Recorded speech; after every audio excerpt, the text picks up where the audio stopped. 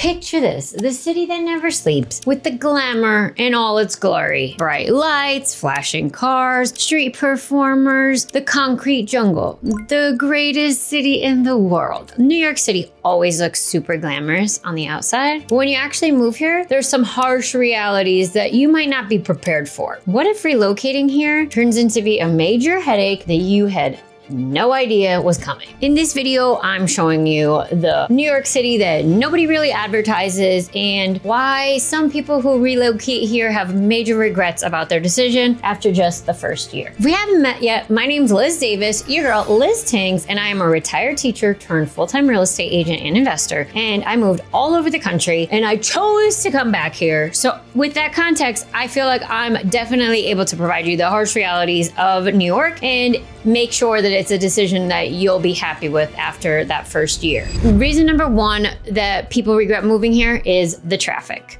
So New York City was not built for the continued growth and population that we are currently seeing these days, and it's not slowing down. In fact, it's increasing in pace. So of course, the infrastructure regarding the highways is also not set up for this continued growth. That's why this past year, the city decided to put in a congestion toll. So coming into the city, into Manhattan, you do have to pay $9 either direction so that you are paying if you really want to come here by car. There are two major parkways that run along either side of Manhattan Island. One of them is called FDR Drive and the other side is the Henry Hudson Parkway. They provide major throughways through the city from the lower part of Manhattan to the upper side. The Henry Hudson is the one I prefer because I'm a West Side girly, West Side best side, and it runs all the way from the west side along Riverside Drive and the Hudson River down to the lower part of Manhattan. It also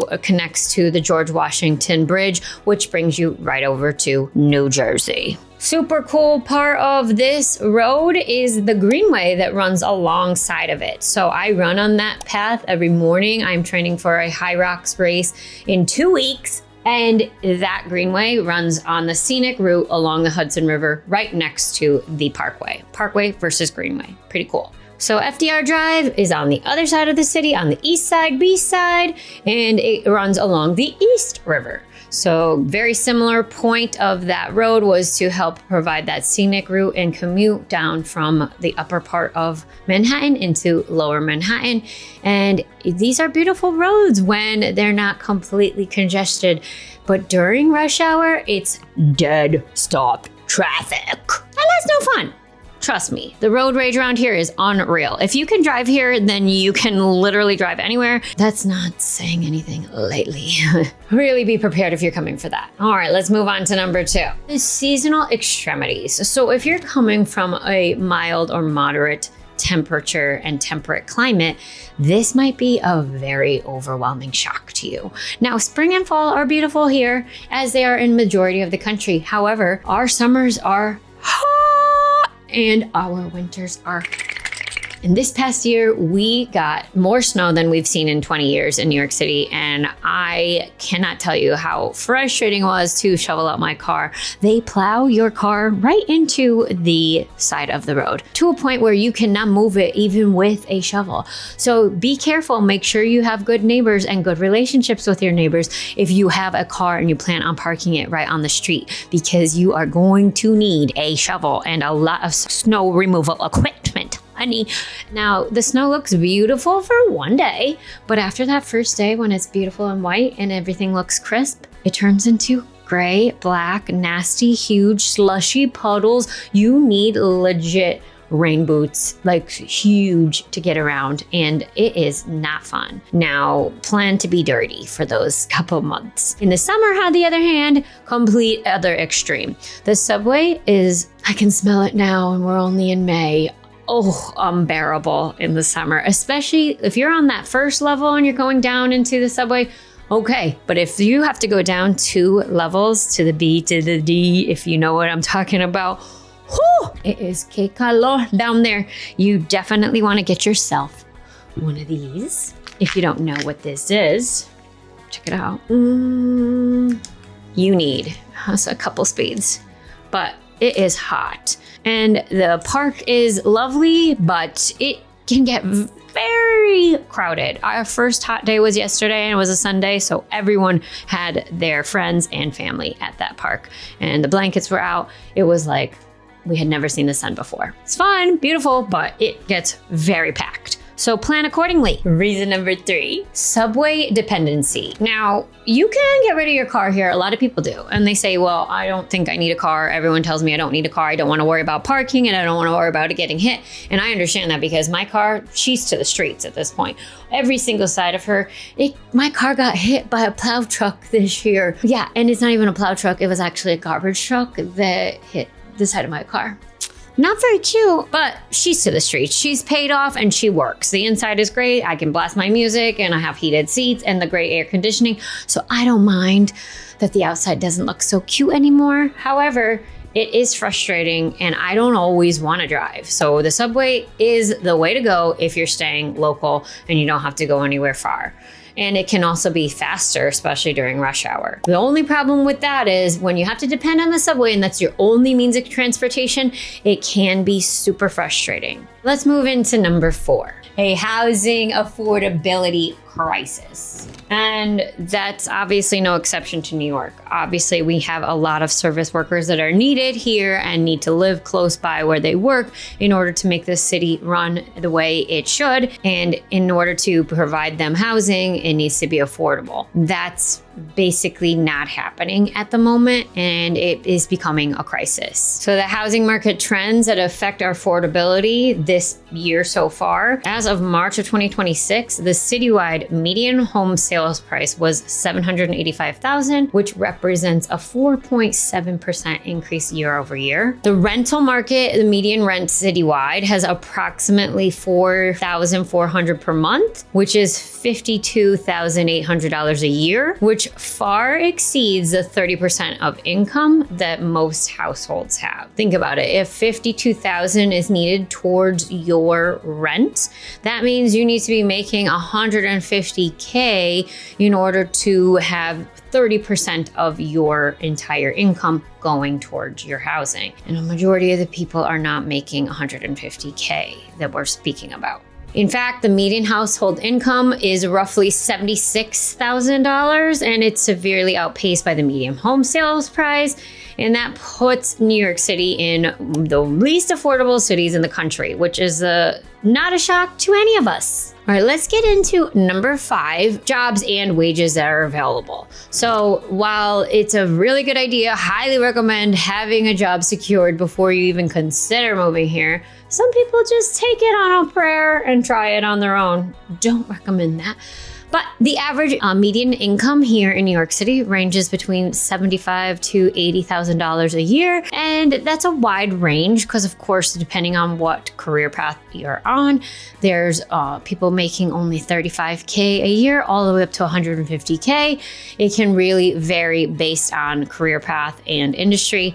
The highest demand jobs here are in healthcare and health services, sales, and an administration career path. So when we talk about what we are looking at as far as jobs and wages, it's very important that you scale out where you want to live, how much it's going to cost you, and how much you are planning on taking home from your paycheck each month prior to moving here and feeling completely strapped. This goes right hand in hand with number 4, so I'm not going to go too far into it, but if you have any questions on it and you'd like to go through some numbers with me as far as affordability, I'd love to help you out with that. Let's get into number 6, political and social cultural comfortability. So if you're coming from a place that's not as politically divided or politically driven, New York might not be for you. As a whole, the state might look a little bit more conservative, but when it comes to the city, it's quite diverse in the way that political views are and opinions are seen, but the majority are on the liberal standing side. New Yorkers really care about current events and how they impact our city as a whole. So right now in 2026, some of the current events that are really hard hitting for our city, you guessed it, housing affordability is number one. When you're looking at some others, we're talking about economic justice, environmental policies, potential tax changes, and there's going to be another proposal about luxury second home taxes in New York City. So something called a pied-à-terre is something that a lot of people here in New York own, which is a property that's not their primary residence, and having that be taxed as a luxury secondary home is up for political debate this year. So when people think of New Yorkers, the city that never sleeps is legit. So this isn't for somebody who's just wanting to let life pass them by, or if you are someone who likes to kind of chill and see what happens, it might not be the best idea to move here, because the reason that it's called the city that never sleeps is it's a lot of people who are making moves on a day-to-day basis, and that requires a lot of manpower working hours. So not a lot of time to sleep. I won't get into my personal schedule, but it definitely applies for me. But I catch up on my sleep when I need to.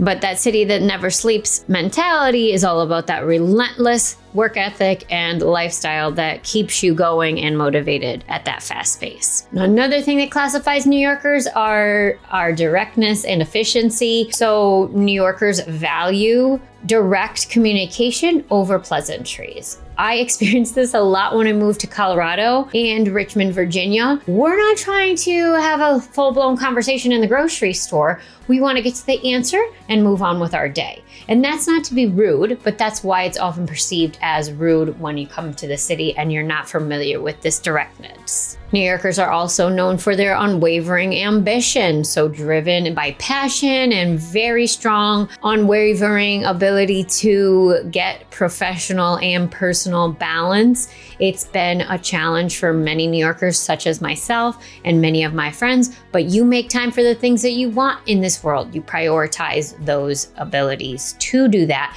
and that ambition will drive you to do so. New Yorkers are known for their toughness and resilience. Being able to have that thick skin is only due to the fact that it's very crowded here and there's a lot going on. So you have to be able to adapt and pivot in any moment, because things are most likely not going to be as planned and you go out throughout your day.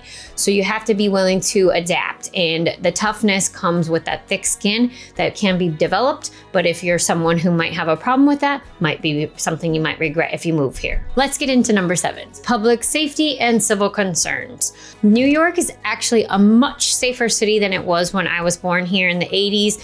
It is now become a lot more safe and secure. Police are everywhere. There's cameras everywhere. However, that does not mean that there's no crime at all. Since the start of 2026, the top concerns of the city are the subway safety, mental health response, gun violence and retail theft, and housing and homelessness. So figuring out ways to make that be a less of a stressor for the city as a whole. So let's go into each one of these just a little bit by piece. The subway safety, really what's going on is making sure that there's no violent incidents on the subway, making sure that people feel safe and not having anxiety as they use public transit. Of course, use your own judgment. If it's late at night and you're not feeling safe to take the subway home, always take that Uber, Lyft, whatever you need to feel safe. So looking into the mental health response, a lot of the city's funding is now going towards directing mental health professionals into addressing concerns with mental health patients rather than using police force or police authority in order to help people who are struggling with a mental health crisis. When we look at the gun violence and retail theft, they're looking at specific pockets of the city to try and narrow down on where is needed the most support in gun violence and mitigating the amount of deaths that happen each year. Housing and homelessness, affordability crisis, and making sure that it's not spilling into public spaces, providing shelters and providing places for homeless people to shelter so that they have that safety and security and aren't spending time in the public spaces. All right, let's get into number 8, natural disasters and the fear of that happening again. Now, New York is in a flood zone. Not the entire city of New York, but the majority of it has its pockets where you are considered in a flood zone. If you recall back to Hurricane Sandy, which happened in the early 2010s, it was devastation on this city. And so people still live in that fear that that could happen again. Now, there's been a lot of things that the city has done in order to help prepare for that, but it's important to keep in mind that natural disasters do occur all over the country and all over the world, and it's something that we need to be considerate of when moving to New York and what parts of the city. Winter storms and surges as far as nor'easters. Nor'easter is like the northeastern part of the United States. We get those huge winter storms, sometimes not as frequent, again, because of the temperature patterns we've seen in the last 20 years. However, it does happen, and it's important to keep in mind that power can go out, and that can cause for disruptions in heating and disruptions in ability to get around the city. So it is important to be aware of that. And then, of course, we have thunderstorms quite frequently here in the summer, which can end up being pretty windy and cause some damage as far as property goes. So it's just something to keep in mind. So all in all that to say is, obviously, nature is unpredictable, and you have to be prepared for whatever. It could happen anywhere. Let's move into number 9. That's the last one. That is health concerns. So the city and how they're addressing health concerns here in New York. This is a nationwide issue, but how we're handling health concerns here in New York might be a reason that you might regret moving here. New York City faces significant health challenges driven by chronic disease, there's severe drug overdose, and deep-seated inequities. So the major health challenge here in New York is not obesity, it's drug overdose. So this has been 2026 named the highest health crisis in New York and across the country in quite a few pockets as the drug overdose crisis. So this past year, drug overdose crises have surpassed homicides, suicides, and car accidents. So they're at about 39% of all deaths in the city. And coming in second would be chronic diseases like heart disease, diabetes, and cancers, which would be about 20,000 per 100,000 people in New York annually. Mental health is another crisis area, with 1 in 5 adults experiencing a mental health concern, and access to care. So 40% of cancer screenings have been skipped post-COVID, and 13% of delayed mental health treatments for low-income residents because it's hard to access. So of course, yeah, it's a lot. And if you're sitting here thinking, yeah, well, that's in any area. I think everything you said, I still love New York and I'd love to check it out. I'd love to help you figure that out. Hit me up. I'm your girl. It's your girl, Lizzztings. Thank you for watching all the way to the end. And if you like this video, please subscribe. We would love to be the team that supports you moving here to the greatest city in the world. See you on the next one.